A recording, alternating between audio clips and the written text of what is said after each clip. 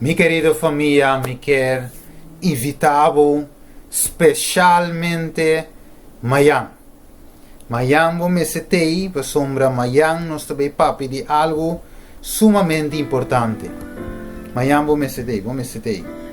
Visa cada pessoa amanhã que nós também tem algo sumamente importante, tema que não te marque perder amanhã com o poder de Deus. Amanhã 27 de janeiro não pode perder. Esta titula é Pueblo de Deus, meio de profecia e a venida de Jesus. El pueblo de Dios en medio de las profecías y la venida de nuestro Señor Jesucristo. Mayango me setei, na Swax 45.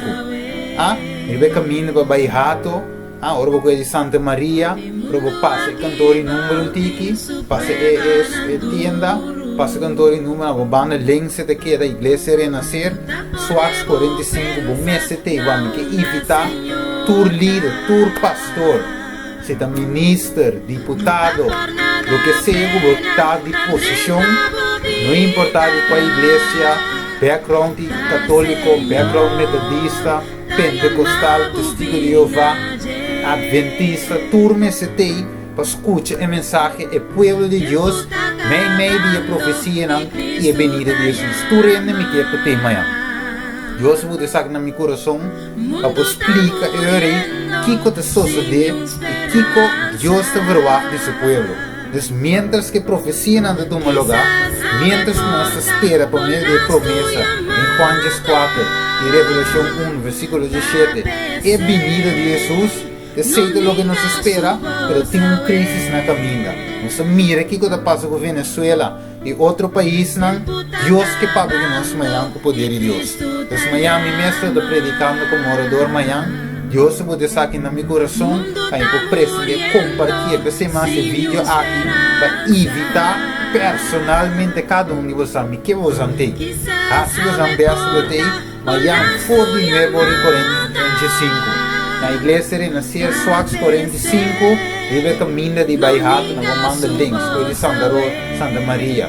E não me está tour líder, tour pastor, tour igreja, tour me setei, mas com o poder de Deus, o que botei. Nós estamos vivendo um tempo observado, meu irmão. Bimba nos resta também, na final, nós vamos ter uma secção especial de oração para nossa família, para nos unir com o mal caminho, muitos não que estava de igreja, espera bai, gente, nos Miami bimba nos resta. Amanhã nós põe uma secção especial para nos resta. Se você tem problema, se você tem coisa não te sofre, bem amanhã, nós lo resta com amanhã, depois de sermão. Mas é importante eu escutar o sermão.